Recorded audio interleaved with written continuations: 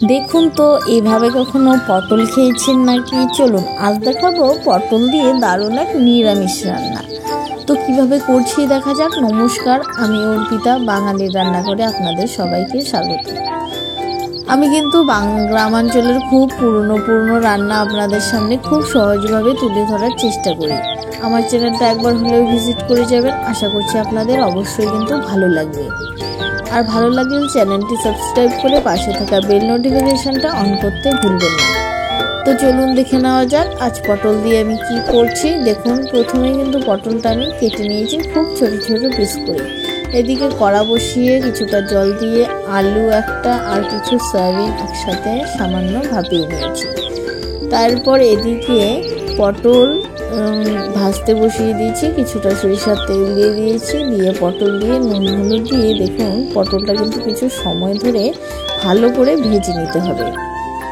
সব কিছু সবজি যত ভালো করে ভাজবেন রান্নাটি কিন্তু ততই সুস্বাদু হবে। দেখুন আমি একটু চাপা দিয়ে ভেজে নিলাম, কেননা পটলটাও হালকা সেদ্ধ হয়ে যাবে, ভাজাও হয়ে যাবে। কয়েকটা আলু ছিল বলে ওখানেই দিয়ে দিলাম, আলাদা করে আর ভাজলাম না। অল্প রান্না করলে একসাথেই আমি সব কিছু ভেজে নিই। একটু বেশি রান্না হলে একটু আলাদা আলাদা ভাজার চেষ্টা করি। দেখুন এদিকে কিছুটা তেল ছিল, আমি সয়াবিনটাও কিন্তু দিয়ে দিয়েছি।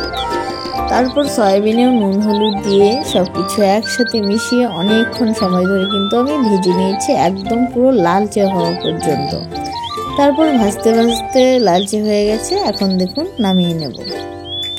আবার কড়া বসিয়ে কিছুটা তেল দিয়ে দিলাম কয়েকটা তেজপাতা, তারপর দিয়ে দেবো 5 ফোড়ন। এখানে জিরের থেকে কিন্তু 5 ফোড়নের স্মেলটা বেশি ভালো লাগে, তো 5 ফোড়ন দেওয়ারই চেষ্টা করবেন। তারপরে দিয়ে দিলাম কিছুটা মশলাতে দিয়েছিলাম জিরে, লঙ্কা, তারপর আদা, ধনে, কাঁচা লঙ্কা আর পাকা লঙ্কা সবটাই ব্যবহার করেছি। শুধুমাত্র পাকা লঙ্কা দিইনি, কাঁচা লঙ্কার কিন্তু নিজস্ব একটা স্বাদ রয়েছে, তাই আমি সবসময় কাঁচা লঙ্কাতেই রান্না করার চেষ্টা করি। একটু কালারটা ভালো একটু কম আসে কিন্তু কোনো ব্যাপার না।